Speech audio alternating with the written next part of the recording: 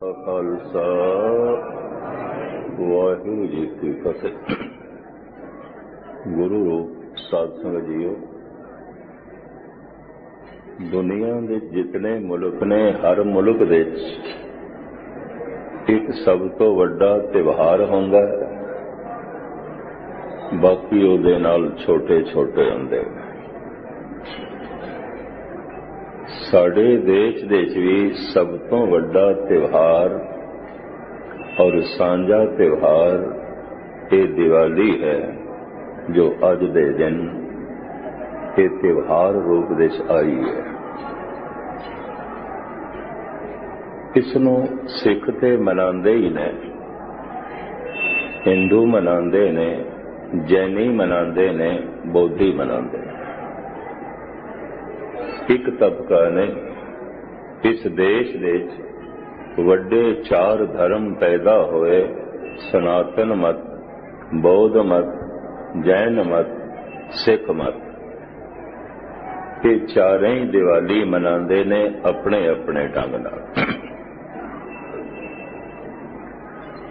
या मैं इंज कहां, एक कोई त्योहार है जो चारां दा सांझा है, बाकी सारे त्योहार अपने अपने अपने अपने ढंग नाल वख वख धर्म मनांदे ने। ये इको ही त्योहार है, सनातनी, जैनी, बौद्धी, सिख सारे ही मनांदे ने। इत्थों एक गल स्पष्ट होंदी है, ध्यान नाल सुनना। सारियां दी मूल समस्या इको ही है, चाहे जैनी ने, बोधी ने, सनातनी ने या सिख ने। सारियां दी मूल समस्या इको ही है कि दुख दुख। दुखी ने सनातनी, दुखी ने जैनी, दुखी ने बौद्धि और दुखी ने सिख। ये सारे तन करके भी दुखी ने, मन करके भी दुखी ने। तन करके रोगी ने, मन करके सोगी ने। तन दे च रोग है, मन दे च सोग है। की होया है? सनातनी है, जैनी है, बौद्धि है, सिख है। तन करके रोगी है, मन करके सोगी है, चिंता दे च। महाराज कह रहे ने, जो जो दिसे सो सो रोगी। जिन्हों भी देखो सब रोगी। रोग रहित मेरा सतगुर जोगी। रोगां तो रहित केवल एक परमात्मा है। संसार ते रोगी है, ते संसार दे सारे ने। इन्हां तो इलावा, इन्हां चार धर्मां तो इलावा, हिंदू, सिख और जैनी, बौद्धियां तो इलावा जेड़े चार धर्म मिडल ईस्ट दे पैदा होए ने, मध्य पूरब दे यहूदी, ईसाई, पारसी ते मुसलमान, इस्लाम। उत्थे नवा धर्म इस्लाम है, पुराना यहूदी है। इत्थे नवा धर्म सिख धर्म है, पुराना सनातन मत है। ये चारें दे चारे रोगी ने, वो भी चारें दे चारे रोगी ने। तन करके रोगी ने, मन करके सोगी ने। असी इस तरह नहीं कह सकते हिंदू रोगी है ते मुसलमान नहीं है, ईसाई रोगी है ते सिख नहीं है, जैनी रोगी है ते पारसी नहीं है, बोधी रोगी है ते यहूदी नहीं है। इस तरह नहीं कह सकते, सारे ही रोगी। जो जो दिसे सो सो रोगी। रोग रहित मेरा सतगुरु जोगी। रोगां तो रहित केवल एक परमात्मा है, एक ईश्वर है, एक अकाल पुरख है, बाकी कोई रोगां तो रहित नहीं है। रोग हैगे ने तो फिर इहदा कुछ कारण भी होवेगा।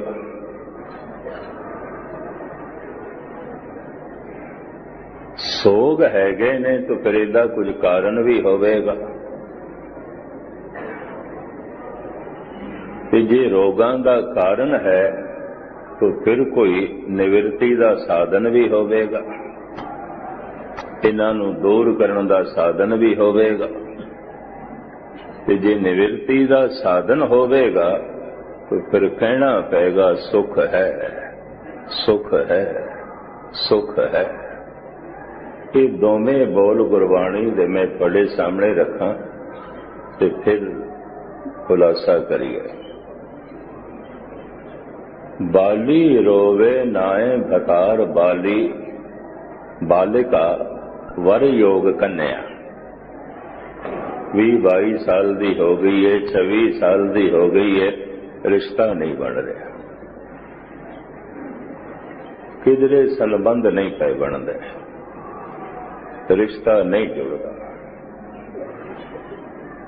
तो महाराज कहते ने मानसिक तल ते ये बालिका दुखी आंदी है, दुखी आंदी है। बाली रोवे नाए भतार, नानक दुखिया सब संसार। दुख शरीरक ते मानसिक, मानसिक दुख नूं सोग कहंदे ने, शरीरक दुख नूं रोग कहंदे ने। सारे ही रोगी ने, सारे ही सोगी ने। सारा संसार दुखी है, नानक दुखिया सब संसार। इनू गुरबाणी फिर इंज भी कह देंदी है, संसार रोगी नाम दारू, मैल लागे सच बिना सारा संसार रोगी है। एक दो दी गल नहीं है। अर्ज करा रोग अंदर सीमा दे च होवे ते असी कहंदे आ ये बंदा तंदुरुस्त है, तंदुरुस्त नहीं है। रोग सीमा दे च अजे हद दे अंदर है। जद ये रोग सीमा तो अगे टपदा है, पता किवें चलदा है? पीड़ नाल। रोग पीड़ देण लग गया, रोग दर्द बन गया, रोग पीड़ा बन गया।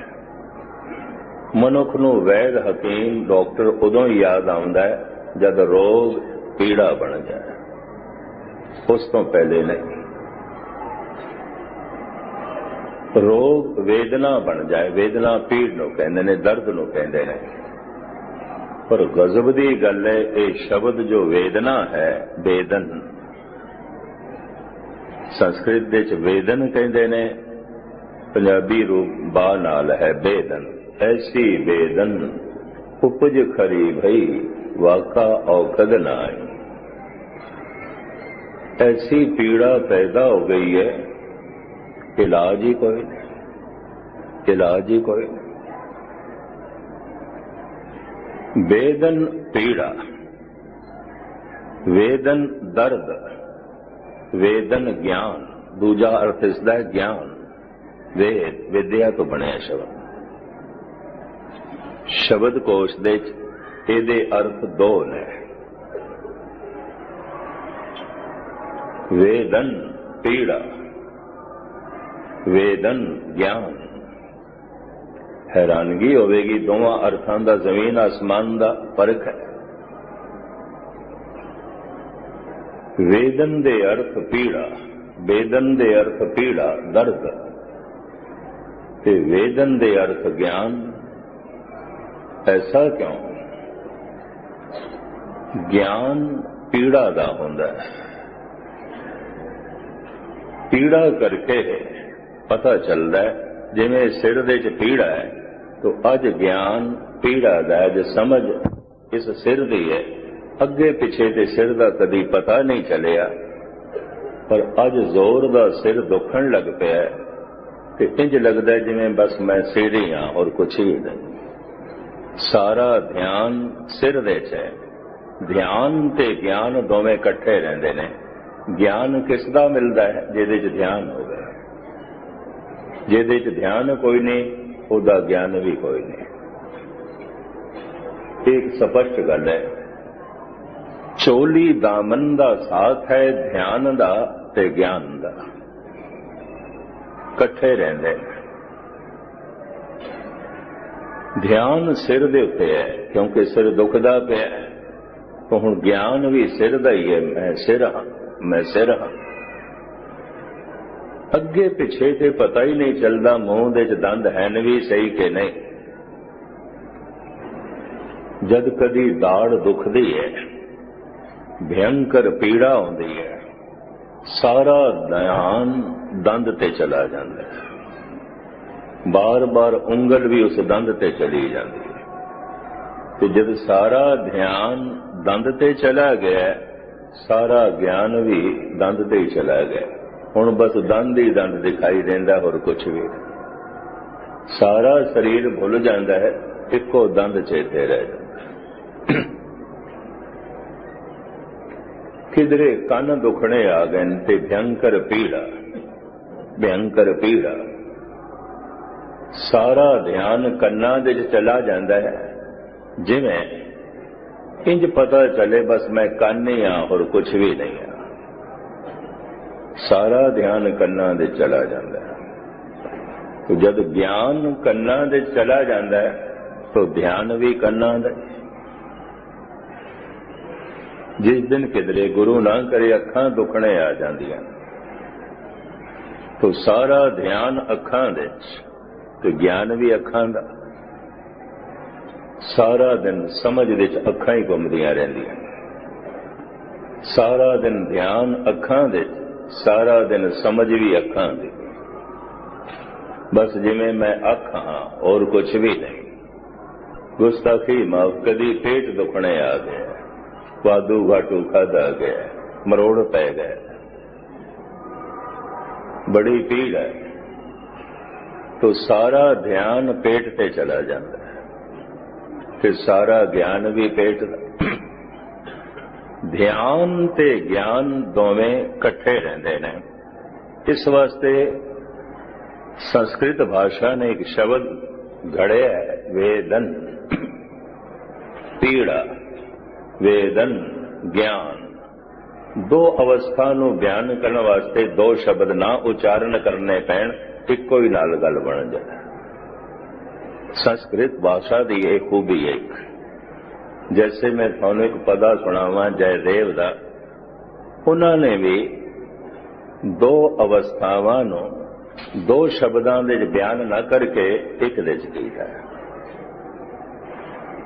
ये पदा मैनू इन्ना याद है, सिंह साहब गैनी चेत सिंह दे समय जद इत्थे अखंड पाठी रखे जाते सन, नवे नवे उन्हां कोले पदा सुनते सन। सुनाओ, मैनू अजे तक याद है।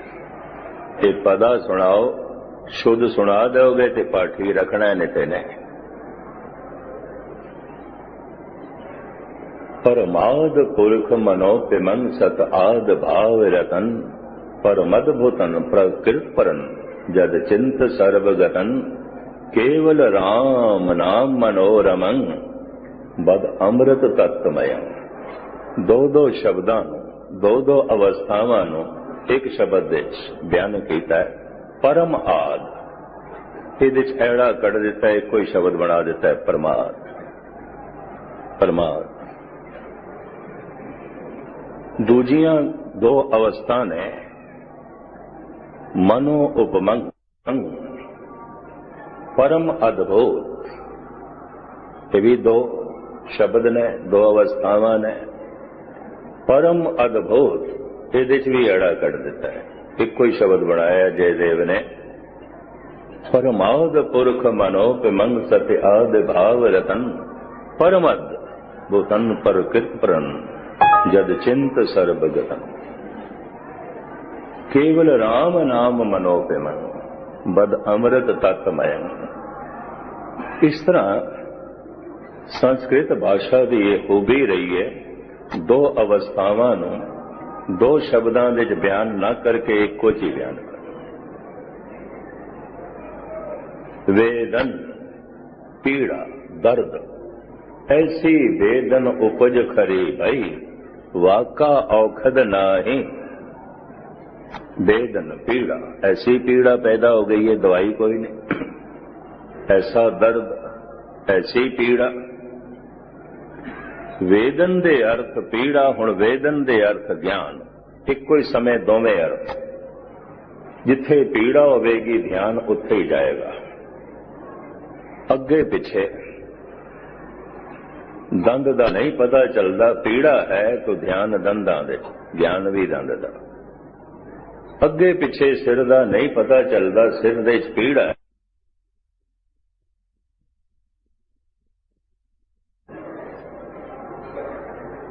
सारा दिन ध्यान सिर दा तो ज्ञान भी सिर दा ही चलता है।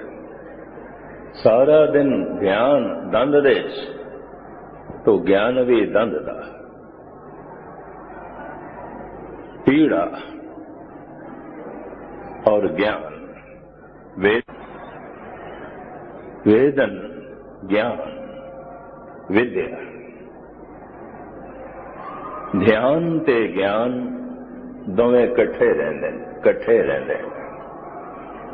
इस वास्ते जद मनुख माड़ा मोटा रोगी होवे, रोग नूं बड़े खुलासे नाल, बड़े प्रमाण पूर्वक बयान करता है, दसदा है, हर एक नाल गल करता है।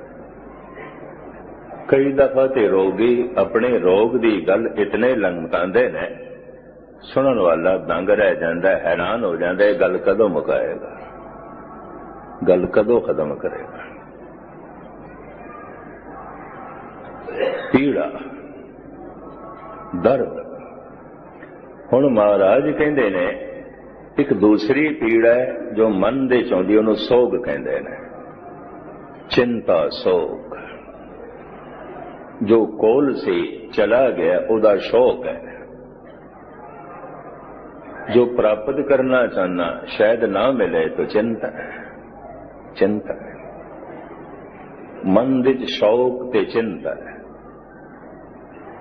जो कोल सी होते चला गया। आप इतने सारे बैठे, गुस्ताखी माफ, कुछ ना कुछ ते चला गया होगा। जो बुढ़ा है उसकी जवानी चली गई है, गुस्ताखी माफ। जो किसी वक्त MP MLA से किसी वक्त अज नहीं है तो रुतबा ते चला गया, औहदा ते चला गया। हो सकता है किसी का कार विहार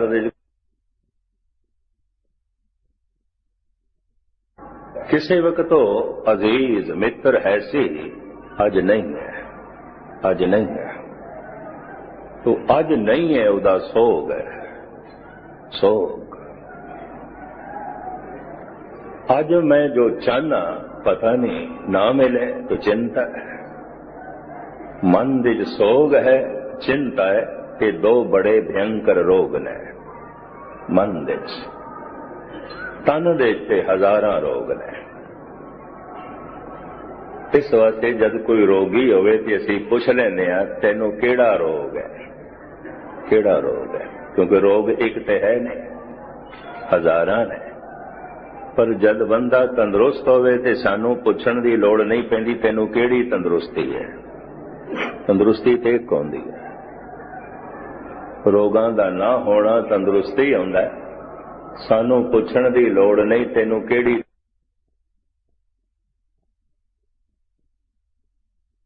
रोगी ने, पैर रोगी ने, या जोड़ां दा दर्द है, सारे जोड़ रोगी ने। कोई एक बुखार है, कोई एक तरह का बुखार है, सैकड़े किस्मां दे बुखार है।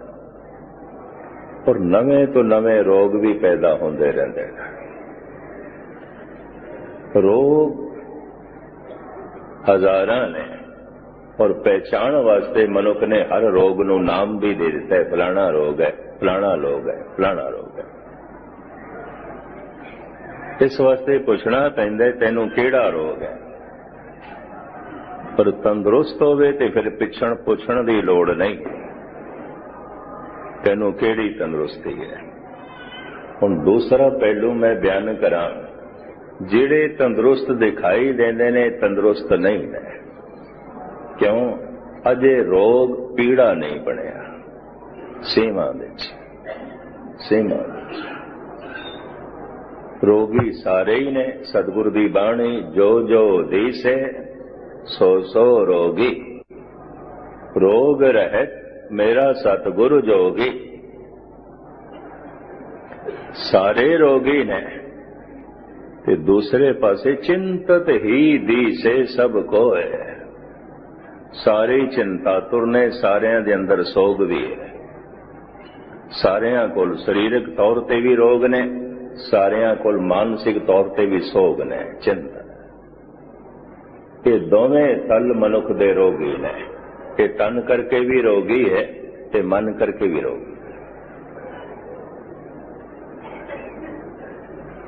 मन करके चिंतातुर है, मन करके सोग दे है। मन दे ये दो रोग मन्ने गए ने, सोग ते चिंता। सोग जो कोल सी चला गया, बिरा है सी चला गया, अज नहीं है। मां है सी अज नहीं है, चली गई। कोई 70-75 साल दे एक बुढ़े ने बिरद ने परसों मां नूं याद करदे आया, उहदी अखां भर आईयां। होया पर मां नहीं बोलती। मैं उन्होंने कहा एक रब्बों ही खेड है, जद मनुख नूं किधरे अचानक चोट लग जाए मुंह निकल जाता मां, ओही मां। प्यो नहीं निकलता, मां ही निकलता है। अचानक कोई गहरी चोट लग जाए, अचानक कोई हादसा हो जाए, मुंह चो निकलता है मां।